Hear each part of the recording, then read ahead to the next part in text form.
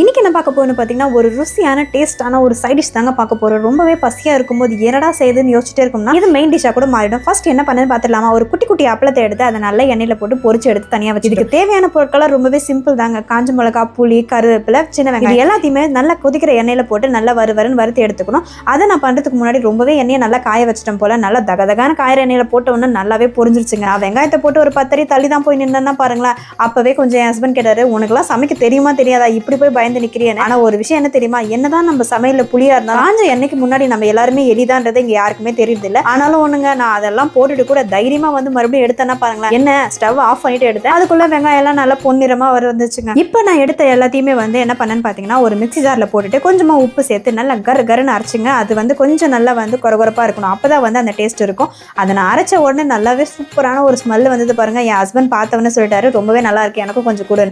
அதுல நான் இந்த வறுத்து வச்சிருந்த அப்பளத்தையும் போட்டு வரைச்சதுனால இது அப்பள சட்னின்னு கூட நம்ம சொல்லிக்கலாம். அதுக்கப்புறம் என்ன, இதை எடுத்து தனியாக ஒரு பவுலில் வச்சுட்டு நல்லா சுட சுட இருக்கிற சாப்பாடுல போட்டு சாப்பிட்டா வேற லெவல் டேஸ்ட்டாக இருந்தது. நீங்க கூட இதை ட்ரை பண்ணி பாருங்களா. கண்டிப்பா பாராட்டு கிடைக்குதோ இல்லையோ, ஹஸ்பண்டோட லவ் கிடைக்கும். இந்த வீடியோ உங்களுக்கு பிடிச்சிருந்தா லைக் பண்ணுங்க. தேங்க்யூ.